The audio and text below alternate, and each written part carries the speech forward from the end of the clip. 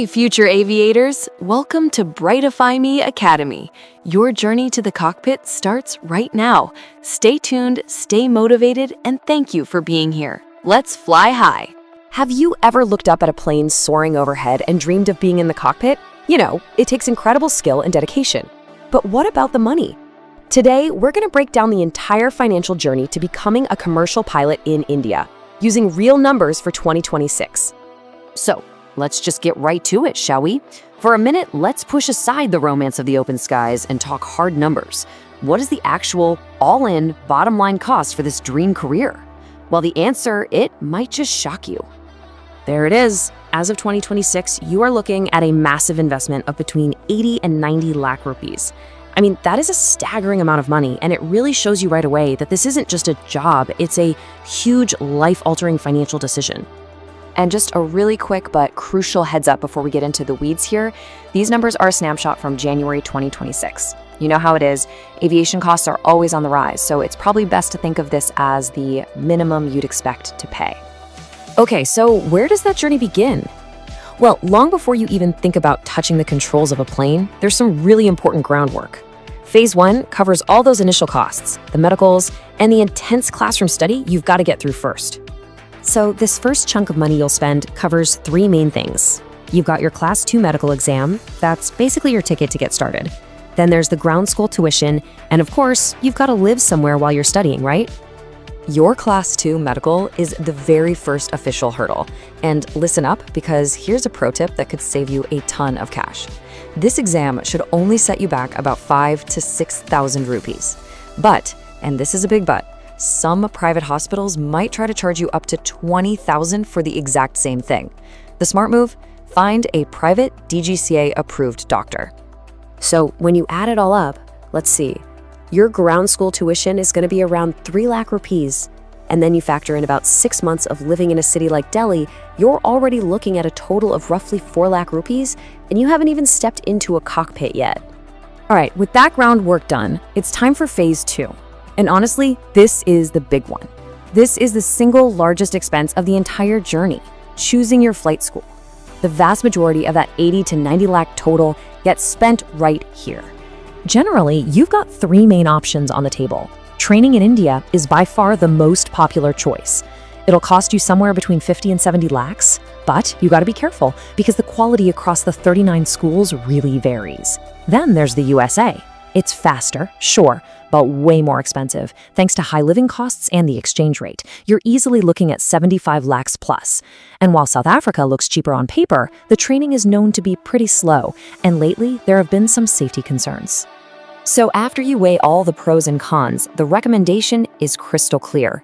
Train in India. It just makes more sense. Any benefits you think you're getting by going abroad, they pretty much evaporate once you start adding up all the hidden costs and headaches. And here is a perfect example of one of those hidden costs. This is a big one. If you train overseas, you have to spend an extra 4 lakh rupees just to convert your foreign license back to an Indian one when you get home. That's a huge expense that so many people just forget to budget for. Okay, so you've done it. You've completed your training, you've passed the tests, and you've earned your commercial pilot license, your CPL. Fantastic. But hold on, you're not quite ready for the airlines just yet. Phase 3 is all about specialization, and yep, it comes with another pretty hefty price tag. And that specialization is called a type rating.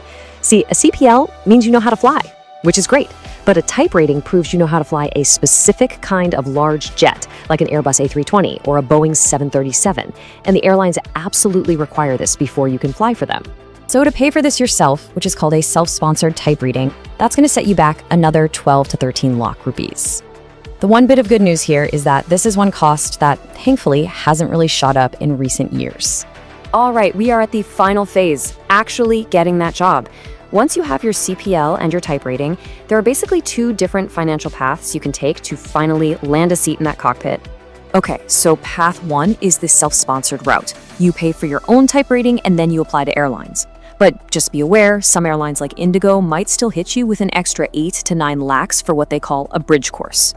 Path 2 is you wait for an airline to hire you with your CPL, and then they send you for training, but you end up paying them a much bigger all-in-one fee.